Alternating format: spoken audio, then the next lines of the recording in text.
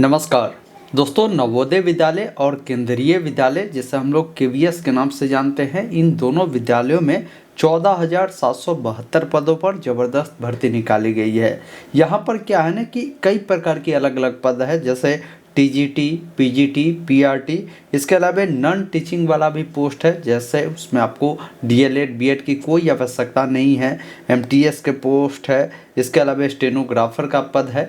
तो कई प्रकार के पोस्ट है। अगर आप न्यूनतम 10वीं भी पास है तो इस भर्ती के लिए अप्लाई कर सकते हैं। 12वीं पास भी अप्लाई कर सकता है। कोई डिग्री, डिप्लोमा या कोई डीएलएड बीएड किए हुए हैं वैसे कैंडिडेट भी अप्लाई कर सकता है। तो हर प्रकार के लोगों का यहाँ पर मौका दिया गया है। खास बात ये भी है ना कि इस भर्ती का फॉर्म भरने का जो अंतिम तिथि है, मात्र केवल एक दिन ही शेष बचे हुए हैं। तो जो कैंडिडेट फॉर्म को अभी तक नहीं भर पाया है, आप इसका फॉर्म कैसे भरेंगे, जिसका स्टेप बाय स्टेप प्रोसेस मैं आपको इस वीडियो में दिखाने वाला हूं। वीडियो को ध्यानपूर्वक देखिए, सारी प्रोसेस, सारे प्रॉब्लम का समाधान बताऊंगा, कैसे फॉर्म को अप्लाई करना है। वीडियो पसंद आ तो आपसे निवेदन है कि वीडियो को लाइक कर दीजिए। चैनल पर नए हैं तो सब्सक्राइब जरूर कर लीजिए। इस प्रकार की लगातार अपडेट आपको आगे भी मिलता रहेगा। फिलहाल स्क्रीन पर चलकर पूरी जानकारी बताते हैं इस भर्ती का फॉर्म कैसे भरना है। इस भर्ती के लिए ऑनलाइन अप्लाई करने के लिए आपको अपने मोबाइल या लैपटॉप में गूगल ओपन करना है। गूगल में लिखना है ऑनलाइन अपडेट STM या वेबसाइट onlineupdateSTM.in का मिलेगा। इससे आपको ओपन करना है। लेटेस्ट जॉब में ही आपको मिलेगा KVS NVS वैकेंसी 2025, जिस पर क्लिक करना है। पूरी जानकारी बताई गई है। भर्ती का फॉर्म भरने का लास्ट डेट 11 दिसंबर है। हो सकता है ये डेट फिर से आगे बढ़े, तो वेबसाइट पर इसकी जो अपडेट है आपको देखने को मिल जाएगा। नीचे आएंगे ना तो आपको सारी जानकारी बताई गई है। जैसे भर्ती का फॉर्म ऑल इंडिया से कैंडिडेट भर सकते हैं। अगर आपकी क्वालिफिकेशन 10वीं पास है, 12वीं पास है या ग्रेजुएशन पास है या पीजी है या आपने सीटेट पास किया है, डीएलएड किया है, बीएड किया है, आप अप्लाई कर सकते हैं। क्योंकि इसमें वेरियस पोस्ट है। देखिए, पोस्ट का नाम यहाँ पर बताया गया है। जैसे असिस्टेंट कमिश्नर है, असिस्टेंट कमिश्नर इन केवीएस में है, प्रिंसिपल का है। इसके अलावा वाइस प्रिंसिपल का है, पोस्ट ग्रेजुएट टीचर का है, इसके अलावा ट्रेंड ग्रेजुएट टीचर का है। इसके अलावा देखेंगे ना स्पेशल एजुकेटर का है, प्राइमरी टीचर का है। इसके अलावा यहाँ पर देखिए कुछ ऐसे भी पद है, जैसे स्टेनोग्राफर ग्रेड 1 का भी है। इसके अलावा देखेंगे लैब अटेंडेंट का है, एमटीएस की पद है। तो कई प्रकार की पोस्ट है। आप अपने क्वालिफिकेशन के अकॉर्डिंग आप पोस्ट का चुनाव कर सकते हैं। आगे मैं बताऊंगा कि किस पोस्ट के लिए क्या क्वालिफिकेशन है, वो सारी चीज़ें बताऊंगा। फॉर्म को अप्लाई करने के लिए ऑनलाइन अप्लाई वाले लिंक पर आप क्लिक करेंगे। यहाँ पर एक ऑप्शन मिलेगा न्यू रजिस्ट्रेशन का, जिस पर आपको क्लिक करना है। अब आपको फ़ी को लेकर जानकारी बताया गया है कि अगर आप जो कैंडिडेट है SC ST दिव्यांग एक्स सर्विसमैन और आप इन पोस्ट के लिए अगर आप अप्लाई करते हैं ना, तो आपको अप्लीकेशन फ़ी जो है यहाँ पर तो 0 है, लेकिन प्रोसेसिंग फ़ी लग रहे हैं, ये आपको 500 देने होंगे। वही नीचे आएंगे ना तो अगर आप इन सब पोस्ट के लिए अप्लाई करते हैं तो इसके लिए आपको बताया गया है। जैसे कोई लोग अगर मान लीजिए लैब अटेंडेंट के लिए अप्लाई करता है, एमटीएस के लिए करता है, स्टेनोग्राफर के लिए करता है, तो इसके लिए 1200 रुपये अप्लीकेशन फ़ी है, 500 रुपये इसका जो है प्रोसेसिंग फ़ी है, 1700 रुपये आपको पेमेंट लगेंगे। तो पोस्ट के अकॉर्डिंग पेमेंट भी आपको मिलता है। डॉक्यूमेंट को लेकर भी जानकारी आपको बताए गए हैं। आप सिंपली नीचे आकर चेकबॉक्स पर टिक कर प्रोसीड वाले विकल्प पर क्लिक करेंगे। अब आपका जो भी नाम है 10वीं के सर्टिफिकेट मार्कशीट पर, उससे अकॉर्डिंग आप अपना नाम लिखेंगे। पिताजी का नाम लिखेंगे, माताजी का नाम लिखेंगे, डेट ऑफ बर्थ में डेट, मंथ, ईयर डालेंगे, जेंडर बताएंगे, लड़का है तो मेल, लड़की है तो फीमेल आपको चुनना है।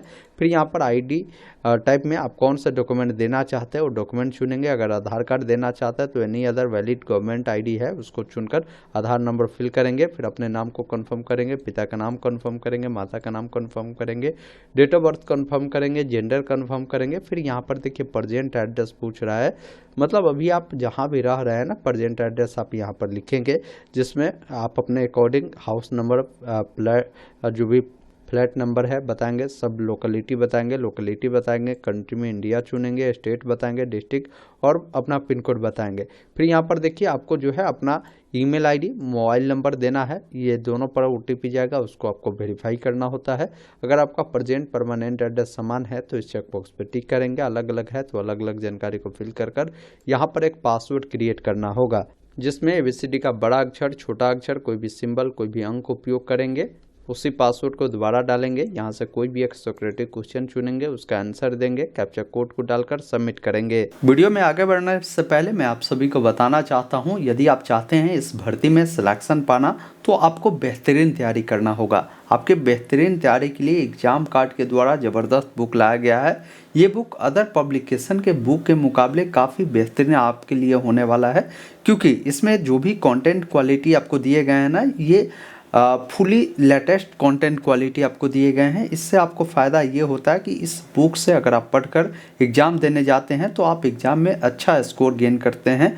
वही अगर आप अदर पब्लिकेशन के बुक से तैयारी करते हैं तो उसमें वही पुराना जो कंटेंट है आपको देखने को मिलता है, जिससे आप एग्ज़ाम में जो है अच्छा स्कोर नहीं कर पाते हैं, पिछड़ जाते हैं। बात करें एग्ज़ाम कार्ड का जो बुक आता है, इसमें जो प्रैक्टिस क्वेश्चन आपको दिए गए हैं ना, इसमें मोस्ट इम्पॉर्टेंट क्वेश्चन दिए गए हैं जो परीक्षा के दृष्टिकोण से महत्वपूर्ण है, परीक्षा में पूछे जाने की संभावना बढ़ जाती है। वैसे ही प्रश्न इसमें डाले गए हैं जो परीक्षा में पूछे जाते हैं, जिससे पढ़ेंगे ना तो आपको समय जो वेस्टेड होते हैं वो नहीं होगी। इसलिए ये बुक काफ़ी बेहतरीन है।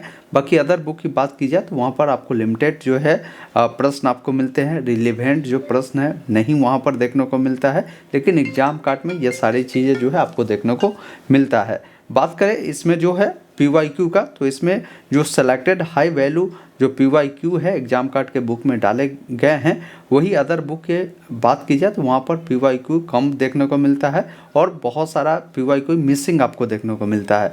बात करें मीडियम का, तो एग्जाम कार्ड का जो बुक आता है ये आपको हिंदी मीडियम, इंग्लिश मीडियम दोनों मीडियम में आपको मिल जाता है। जिसमें भी आप कंफर्ट हो उसमें आप इसको लेकर पढ़ सकते हैं। अदर बुक में आपको हो सकता है आपको दोनों मीडियम आपको ना मिले, या बहुत सारे बुक में क्या है ना कि आपको जो आगे चलकर अंदर में जो है जो फॉर्मेटिंग दी जाती है वो अच्छे से नहीं मिलता है, या आपको बता देता है कि इंग्लिश हिंदी में है लेकिन अंदर आपको नहीं देखने को मिलता है।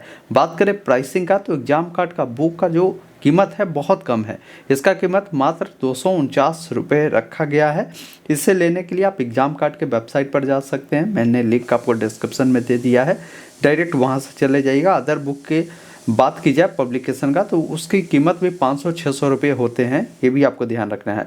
एग्जाम कार्ड का बुक अगर आप लेते हैं तो इसकी डिलीवरी बहुत फास्ट होती है, बहुत कम समय में आपके घर पर ये बुक आपको डिलीवर कर दिए जाते हैं। अदर पब्लिकेशन का बुक लंबे समय भी आपको लेते हैं बुक को डिलीवर करने में। तो हर दृष्टिकोण से एग्जाम कार्ड का जो ये बुक आपके लिए बनाया गया है ना, ये बहुत ही महत्वपूर्ण आपके लिए है, आपके तैयारी के लिए। तो देरी ना करें, बुक को अगर आप लेना चाहते हैं तो लिंक डिस्क्रिप्शन में जाइए, जो भी ऑफर प्राइस है उस प्राइस में इसे लेकर अपनी तैयारी को शुरू कर दीजिए। फिर इस प्रकार आपके सामने प्रीव्यू आता है, रिव्यू में आप अपनी तमाम जानकारी देखें। अगर जानकारी आपका सही है तो इस प्रकार सभी चेक बॉक्स पर आपको जो है टिक कर देना है। चलिए मैं सभी चेक बॉक्स पर टिक करता हूँ। उसके बाद आपको जो है आई एग्री करना है। कुछ जानकारी गलत है तो एडिट पर जाकर अभी सुधार करें, जानकारी सही है तो submit and send OTP to verify mobile number पर आपको क्लिक करना है और आपसे पूछेगा आप कंफर्म है, श्योर है, आप जो है वेरीफाई करना चाहते हैं, रजिस्ट्रेशन करना चाहते हैं तो इस वाले विकल्प पर क्लिक करेंगे। आपके नंबर पर OTP जाएगा, OTP को फिल कर सबमिट रजिस्ट्रेशन फॉर्म पर आपको क्लिक करना है। इस प्रकार आपका जो मोबाइल है वो वेरीफाई होता है। अब ईमेल को भी वेरीफाई करना है तो वेरीफाई ईमेल ID पर क्लिक करना है। फिर कैप्चा कोड को फिल कर सबमिट एंड गेट OTP पर क्लिक करेंगे। ईमेल पर OTP जाएगा, OTP को फिल कर वेरीफाई करेंगे। इस प्रकार ईमेल भी वेरीफाई हुआ, आप ओके करेंगे। अब यहाँ पर एक ऑप्शन मिलता है कंप्लीट प्रोफाइल का, जिस पर क्लिक करना है, जिसमें आपको सबसे पहला चीज़ है कि पर्सनल डिटेल फिल करना है। तो पर्सनल डिटेल पर क्लिक करेंगे, जिसमें आपका जो जानकारी है देखने को मिलता है। नीचे आएंगे, नेशनैलिटी में इंडियन चुनना है, कैटेगरी बताना है कौन सा कैटेगरी से बिलोंग करते हैं, कैटेगरी को दोबारा से कंफर्म करेंगे। अगर आप फिजिकल हैंडीकैप है, दिव्यांग है तो यस करें, नहीं तो नहीं वाले विकल्प पर क्लिक करें। कोई दिव्यांग है उसको स्क्राइब चाहिए तो एस नो में उसके बारे में जानकारी आप देंगे। एक्स सर्विसमैन है तो उसके बारे में आपको बताना है। यदि आप मान लीजिए KVS के एम्प्लॉय है या NVS के एम्प्लॉय है वो जानकारी आप बताएंगे, या कॉन्ट्रैक्ट बेसिस पे KVS NVS में काम करते हैं तो बताएं, नहीं तो नॉट अप्लीकेबल वाले विकल्प को चुनेंगे। फिर यहाँ पर आपसे पूछता है, फिर यहाँ पर पूछ रहा है कि आप जो है 3 साल कंटिन्यू रूप से सेंट्रल गवर्नमेंट या ऑटोनोमस बॉडीज में अगर आप काम किया है तो बता सकते हैं, नहीं तो नो वाले विकल्प पर आपको क्लिक करना है। तो यहाँ पर पूछ रहा है कि अगर आप जो है काम करते हैं FCSA में कॉन्ट्रैक्ट बेसिस पे NVS में तो आप बताएंगे, नहीं तो आप नॉट अप्लीकेबल वाले विकल्प को सिलेक्ट करेंगे। फिर आपके बॉडी में कोई ऐसा निशान हो जो कटा का हो, जला का हो, उसके बारे में बताएंगे। आपकी शादी हो चुकी है तो बताएं मैरिड, अन्यथा आप सिंगल है तो सिंगल बताएंगे। इस कैप्चा कोड को फिल कर सेव एंड नेक्स्ट पर क्लिक करेंगे और यहाँ पर आपसे पूछता है आप श्योर है सबमिट करना चाहते हैं, ओके पे क्लिक करेंगे।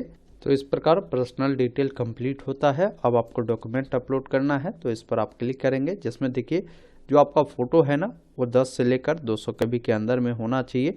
आप फ़ोटो को यहाँ से सिलेक्ट करेंगे, यहाँ से आप अपने अकॉर्डिंग क्रॉप भी कर सकते हैं या अपलोड ओरिजिनल पर क्लिक करेंगे तो ओरिजिनल फ़ोटो आ जाएगा। यहाँ से अपलोड पे क्लिक करेंगे, फ़ोटो सक्सेसफुल अपलोड हो गया। इसी अकॉर्डिंग सिग्नेचर को यहाँ से सिलेक्ट कर अपलोड करेंगे। फिर आपको कैप्चा कोड को फिल कर सेव एंड नेक्स्ट पर क्लिक करना है और इस वाले विकल्प पर क्लिक करेंगे।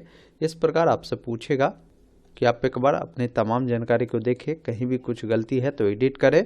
और यहाँ पर आपको जो है चेक बॉक्स पर टिक करने को भी बोलेगा, जैसे नाम हो, पिता का नाम हो, माता का नाम हो, डेट ऑफ बर्थ हो, जेंडर हो, कैटेगरी हो, आपकी दिव्यांगता की जानकारी हो, एड्रेस हो। तो इस प्रकार सभी चेक बॉक्स पर टिक कर आई एग्री कर फाइनल प्रोफाइल सबमिशन वाले विकल्प पर क्लिक कर इस वाले विकल्प पर आपको क्लिक करना है। अब जैसे ही इस पर क्लिक करेंगे इस प्रकार आपकी ये जो प्रक्रिया है ये कंप्लीट हुई है। अब आपको अप्लाई करना है, जिसके लिए अप्लाई नाउ का एक विकल्प मिलता है जिस पर आपको क्लिक करना है, जिसमें देखेंगे ना वेरियस पोस्ट है, जो भी पोस्ट है सभी पोस्ट का यहाँ पर आपको नाम देखने को मिलता है। आपको किस पोस्ट के लिए अप्लाई करना है, जैसे ही यहाँ पर देखिए अगर आपको नॉन टीचिंग वाला पोस्ट क्लिक करना है तो उसके सामने क्लिक करेंगे। अगर आपको जो है यहाँ पर असिस्टेंट कमिश्नर के लिए अप्लाई करना है या आपको पोस्ट ग्रेजुएट टीचर के लिए अप्लाई करना है या ट्रेंड टीचर के लिए करना है या आपको PRT के लिए करना है तो आप देख ले। उसके सामने जैसे ही अप्लाई वाले विकल्प पर क्लिक करेंगे ना तो फिर आपसे कंफर्म करवाएगा कि आप श्योर है इस पोस्ट के लिए आप अप्लाई करना चाहते हैं। तो मैं यहाँ से इस वाले विकल्प पर क्लिक करता हूँ। फिर यहाँ से कंप्लीट एप्लीकेशन फॉर्म पर आपको क्लिक करना है और यहाँ पर देखिए अप्लाई फॉर डिटेल पर आपको क्लिक करना है। जैसे ही आप इस पर क्लिक करेंगे ना तो नॉन टीचिंग में जो भी पोस्ट होगा ना सभी पोस्ट का आपको यहाँ पर नाम मिलता है। अब आपको जिस भी पोस्ट के लिए अप्लाई करना है ना उस पोस्ट के सामने आपको टिक करना है। जैसे टिक करेंगे तो यहाँ पर आपको बताएगा, जैसे MTS मैंने चुना तो यहाँ पर बोल रहा है कि कोई भी वर्क एक्सपीरियंस इसके लिए नहीं चाहिए। आपको जो इसका टायर 1 होगा इसमें किस मीडियम में आप एग्ज़ाम देना चाहेंगे वो मीडियम चुनेंगे। फिर यहाँ पर देखिए आपको लैंग्वेज चुनना है, लैंग्वेज पूछ रहा है तो अपने अकॉर्डिंग जो भी लैंग्वेज कम्पिटेंसी में रखना चाहते हैं वो लैंग्वेज आप सेलेक्ट करेंगे। अब यहाँ पर ये भी ध्यान रखिए, जैसे आप कोई पोस्ट अगर चुनेंगे उसके लिए अगर आपको एक्सपीरियंस चाहिए तो बता देगा। जैसे इस पोस्ट के लिए भी कोई एक्सपीरियंस नहीं है, मैंने ये पोस्ट चुना तो इसके लिए भी लिख रहा है कोई एक्सपीरियंस नहीं है। लेकिन कोई ऐसा पोस्ट है जिसके लिए एक्सपीरियंस चाहिए, जैसे यहाँ पर देखिए मैंने यहाँ पर जूनियर ट्रांसलेटर का चुना ना तो बोल रहा है कि 2 साल का आपके पास जो है कम से कम होना चाहिए एक्सपीरियंस, साथ में आपके पास डिप्लोमा सर्टिफिकेट भी होनी चाहिए उनमें, तभी कर सकते हैं। तो ये चीज़ें आप देख ले पोस्ट का चुनाव करने से पहले। अब पोस्ट जैसे आप चुनाव करते हैं ना, जैसे अलग अलग पोस्ट का चुनाव करेंगे तो फिर आपका फी भी बढ़ता चला जाएगा, ये भी आपको ध्यान रखना है। तो आप देख ले, अगर आपको एक पोस्ट के लिए करना है तो एक पोस्ट करें, मल्टीपल पोस्ट चुनना है तो मल्टीपल चुनेंगे तो मल्टीपल पेमेंट भी आपको करना होगा। उसके बाद इस कैप्चा कोड को फिल कर सेव एंड नेक्स्ट पर क्लिक करेंगे और यहाँ से इस वाले विकल्प पर क्लिक करेंगे। अब यहाँ पर आपको क्वालिफिकेशन की जानकारी देनी है कि 10वीं जो है आप पास है तो पास चुने, कब आपने पास किया है वो पासिंग ईयर आपको यहाँ पर बताना है। साथ में आपने जो 10वीं में किया था ना, आपका जो कोर्स है कोर्स का नाम मिलेगा उसको चुनेंगे। 10वीं आपने किस बोर्ड से किया है बोर्ड का नाम मिलता है, बोर्ड का नाम चुने। रिजल्ट आपका परसेंटेज या CGPA में था वो बताएंगे। साथ में आप बताएंगे टोटल कितने नंबर का एग्ज़ाम हुआ था, उसमें आपको कितने नंबर मिले थे और आपकी क्या परसेंटेज है वो देखने को मिलेगा। इसी अकॉर्डिंग 12th के बारे में बताएंगे, वो पास है तो आप पास चुने, कब आपने 12th पास आउट किया है वो पासिंग ईयर बताएंगे। साथ में जो भी आपका 12th में ये कोर्स रहा होगा वो चीज़ें आप यहाँ से जो है आपको बताना है। फिर जो भी आपका बोर्ड रहा होगा ना, जिस बोर्ड से आपने पास आउट किया है उस बोर्ड का आपको नाम जो है यहाँ से सिलेक्ट करना है उसके बाद आपका रिजल्ट परसेंटेज या सीजीपीए में था, वो बताएंगे कुल कितने का एग्ज़ाम हुआ था, कितने नंबर मिले हैं, आपकी क्या परसेंटेज है वो देखने को मिलेगा। अगर आपने ग्रेजुएशन भी किया है तो ग्रेजुएशन की भी जानकारी जो है आप यहाँ से ऐड कर सकते हैं, नहीं है तो नॉट अप्लीकेबल आप चुन सकते हैं। अगर आपने जो है पोस्ट ग्रेजुएट किया है तो बता सकते हैं, अन्यथा इसको भी आप छोड़ सकते हैं। बाकी इस कैप्चा कोड को फिल कर यहाँ से सेव एंड नेक्स्ट पर क्लिक करना है। अब आपके सामने फॉर्म का एक फाइनल प्रीव्यू आएगा, आप इसको क्लोज करें पहले और अपनी तमाम जानकारी को देखें, फिर इस दोनों चेकबॉक्स पे टिक कर आई एग्री कर फाइनल सबमिशन पर क्लिक कर इस वाले विकल्प पर क्लिक करेंगे। अब जो भी फ़ी आप पर लगता है वो फ़ी देखने को मिलेगा। फ़ी पेमेंट करने के लिए पे एग्ज़ाम फ़ी वाले विकल्प पर क्लिक करेंगे, ऑनलाइन पेमेंट को चुनकर प्रोसीड फॉर पेमेंट पे क्लिक कर ओके वाले विकल्प पर आपको क्लिक करना है। अब जैसे ही ओके पे क्लिक करेंगे पेमेंट करने का देखिए यहाँ पर ऑप्शन मिलता है, बिल टैक्स को चुनकर प्रोसीड फॉर पेमेंट पर आपको क्लिक करना है। अब पेमेंट आप कैसे करना चाहते हैं, debit card, credit card, net banking, UPI, कोई भी माध्यम को चुनेंगे, जो भी माध्यम चुनेंगे उस माध्यम से पेमेंट करना है और इसका जो भी प्रिंट आउट मिलेगा ना उसको निकाल कर अपने पास सुरक्षित रख लेना है। अब मान लीजिए एक से अधिक पोस्ट के लिए, मान लीजिए अभी मैंने नॉन टीचिंग वाला के लिए अप्लाई किया, अब मान लीजिए हमें टीचिंग वाला पोस्ट के लिए अप्लाई करना है तो आपको दोबारा रजिस्ट्रेशन नहीं करना है, इसी वेबसाइट पर आकर डायरेक्ट लॉगिन करना है। अपने जो registration number, password, captcha code को डालकर आप लॉगिन कर आप जो है टीचिंग वाला पोस्ट के लिए अप्लाई करना है तो उसके लिए कर सकते हैं, या जिसके लिए भी करना है तो आप दोबारा से लॉगिन कर अप्लाई करेंगे। दोस्तों अभी आपने देखा, मैंने आपको स्टेप बाय स्टेप बताया कि कैसे आप सभी को इस भर्ती के लिए फॉर्म को अप्लाई करना है। उम्मीद करता हूँ आपने सारी चीज़ों को समझा होगा, तो वीडियो को लाइक शेयर जरूर कीजिए। कहीं भी कोई डाउट है कमेंट बॉक्स में ज़रूर लिखिएगा। धन्यवाद।